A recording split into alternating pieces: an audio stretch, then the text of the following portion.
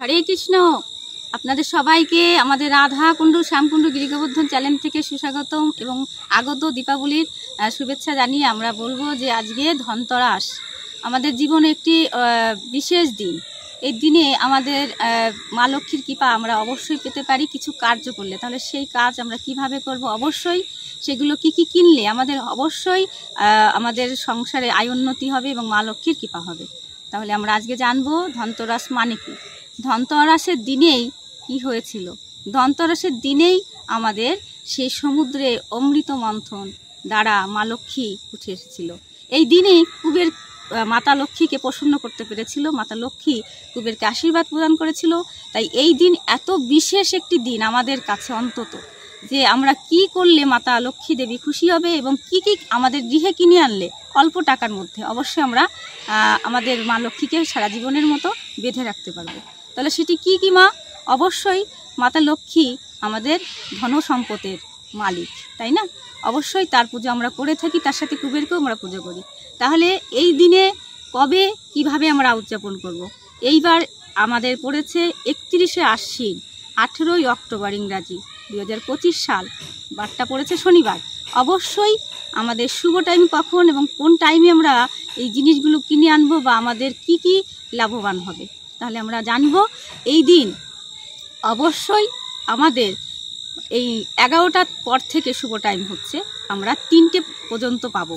এর মধ্যেই আমরা যেন কিছু ভালো কিছু কিনতে পারি। টাকা যদি আমাদের না থাকে, সোনার উপর কেনার কথা বলা হয়েছে, তাহলে সোনার উপর যদি আমরা না কিনতে পারি, অবশ্যই কিছু জিনিস আছে যেগুলো আমাদের কম টাকা কিন্তু লাভবান হওয়া যায়। অবশ্যই সেগুলো কি আমরা জানবো।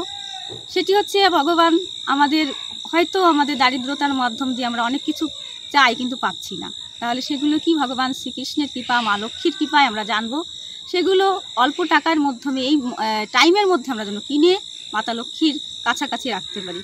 সেটাই হচ্ছে কি, অবশ্যই মাতা লক্ষ্মী পছন্দ করে আমাদের ধান এবং চাল। এই সঠিক সময়ে যদি আমরা কিছু ধান এবং চাল কিনে আনতে পারি, মা লক্ষ্মীর চরণে আমরা ছুঁয়ে রাখতে পারি, আমাদের ধানের মধ্যে রেখে দিলাম, যদি ধান না থাকে ওই ধানগুলোই আমরা ঘরে রেখে দিলাম। তো চাল, সেগুলো আতপ চালও কিনে আনতে পারি, সেইগুলো মা চরণে আমরা ছুঁয়ে রাখলাম ওই টাইমের মধ্যে। এটা তো বেশি দাম না মা, অল্প টাকার মধ্যেই হয়ে যাচ্ছে। তাহলে আবার কি আর একটি জিনিস, সেটি আমরা খুব কম টাকায় পেয়ে যাব, সেটি হচ্ছে হলুদ। এই হলুদ যদি আমরা কাঁচা অবস্থায় কিনে আনতে পারি গোটা, তাহলেও ভালো, এবং রন্ধন করার হলুদ আনলেও ভালো, বেশি ভালো হয় কাঁচাটা। সেই হলুদ যদি ওই টাইমে আমরা কিনে আনি, এনে মাতা লক্ষ্মীর চরণে ছুঁয়ে আমরা কোনো ভালো স্থানে রাখতে পারি, বা ওই একটা হলুদের গাছও যদি ওই টাইমে লাগাতে পারি, তাহলে আমাদের শুভ। তাহলে মা আমাদের এত কৃপা করবে। এবং তারপরে আমরা বলবো আর কি, অবশ্যই এই সময়ের মধ্যে আপনারা যদি একটু ধনে কিনে আনতে পারেন, এই ধনেটা এতটাই আমাদের পজিটিভ এনার্জি আনবে বাড়িতে, মাতা লক্ষ্মীর কৃপা হবে। সেটা আমরা মাতা লক্ষ্মীর চরণে ছুঁয়ে রান্না করে রেখে দেবো, তার থেকে আমরা কিঞ্চিত নিয়ে ব্যবহার করব, এতে মাতা লক্ষ্মী খুব খুশি হবে, প্রসন্ন হবে।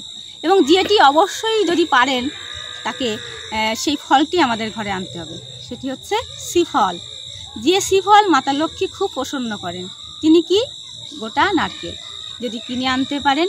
এবার নারকেলটা আপনি মাতা লক্ষ্মীর চরণে গোটা অবস্থায়ও ছোঁয়াতে পারেন, সেটাকে আপনি কোনো কিছু রন্ধন করে মাতা লক্ষ্মীর কাছেও দিতে পারেন, যেটা খুশি আপনি করতে পারেন। হ্যাঁ, এরপরে আমরা বলবো আর একটি জিনিস, যেটি অবশ্যই কম দাম কিন্তু অনেক মূল্যবান, যেটি অমৃত থেকে, যেমন মাতা লক্ষ্মী উঠে এসেছিল মানে মন্থন থেকে, অমৃত মন্থনের সময়, সমুদ্র মন্থনের সময় অমৃত পেয়েছিলাম, তো তেমন করে সমুদ্র মন্থন থেকে কিন্তু আর একটি জিনিস এসেছিল, তার আমরা অনেক গুণাগুণ পাই। সেটি হচ্ছে অবশ্যই লবণ। এই লবণটা সমুদ্র মন্থন থেকে, সমুদ্রের থেকেই কিন্তু এসেছে, রত্নাকরের থেকেই এসেছে। এই লবণ ছাড়া কোনো খাবারের গুণাগুণ থাকে না, কোনো টেস্ট আমরা পাই না। তাই এই লবণ আপনারা কিনে আনবেন। 5 নাম্বার, এই লবণটা যদি কিনে আনেন বাড়িতে, লবণ এনে মাতা লক্ষ্মীর কৃপায় সেটিকে আপনারা চরণে ছুঁয়ে দক্ষিণ পূর্ব দিকে একটা গ্লাসে রেখে দেবেন বাড়ির, এবং সেই আবার জলটাও ছিটাতে পারেন এই শুভ সময়ের মধ্যে। মানে লবণ আপনি কাউকে তো দেবেনই না, এই দিন লবণ কিনে আনবেন এবং মাতা লক্ষ্মীর কৃপায় আপনার বাড়িতে আয় উন্নতি এবং সুখ শান্তি সমৃদ্ধি ধনতেরাসের দিন সত্যিই মাতা লক্ষ্মী কৃপা করবেন।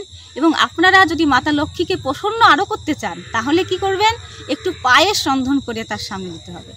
কেন, ওই যে আতপ চাল কিনে আনার কথা বলেছিলাম না প্রথম দিকে, ওই আতপ চাল একটু দুধ দিয়ে, সাদা জিনিস উনি পছন্দ করেন, এবং ধনতেরাসের সময় আমাকে একটু ভোগ রন্ধন করে দিলে মা খুব প্রসন্ন হন। মাকে আমরা কিছুই দিতে পারি না, কিন্তু মা তো আমাদের দু হাত দিয়ে দেয়, তাই না? অবশ্যই আপনারা এই লবণের গুণাগুণটা করবেন, এবং লবণ আপনারা মা লক্ষ্মীর চরণে যেটা শুয়ে রেখে দিচ্ছেন সেটা আপনারা খুবই যত্ন করে একটা দক্ষিণ পূর্ব দিকে রেখে দেবেন ঘরে। এবং লবণের জল একটা গ্লাসে করে আপনার দক্ষিণ পূর্ব দিকেও যে আপনাদের সীমানা আছে ওখানেও ছিটিয়ে দেবেন। কেননা এতে কি হয়, নেগেটিভ এনার্জি দূর হয়ে যায় এবং পজিটিভ এনার্জি আমাদের বাড়িতে প্রবেশ করে, এবং আমরা সদা সর্বদা মাতা লক্ষ্মীর কৃপা পেতে থাকি। এবং আপনারা অবশ্যই এটি কাজ করবেন। ধনতেরাসের দিন সোনার উপর নাই কিনতে পারি মা, কিন্তু যে কটা জিনিস আমি 5টা জিনিসের নাম বললাম অবশ্যই কিনবেন। এবং ধনতেরাসের দিন মাতা লক্ষ্মীর সামনে একটু প্রদীপ প্রজ্বলন করে ভগবানের সামনে মা লক্ষ্মীর কৃপায়, আপনারা মাতা লক্ষ্মীর কৃপায় হরি নাম করবেন বেশি করে। আর সবাই ভালো থাকবেন আর সুস্থ থাকবেন। আর এই ধনতেরাসের ভিডিও যদি আপনাদের ভালো লেগে থাকে অবশ্যই মাতা লক্ষ্মীর কৃপা হোক, এবং কমেন্টে মাতা লক্ষ্মী নামে জয়ধ্বনি দেবেন, এবং আমার পাশে থেকে আমার ভিডিও দেখবেন, লাইক করেন, সাবস্ক্রাইব করে পাশে থাকবেন। রাধে রাধে।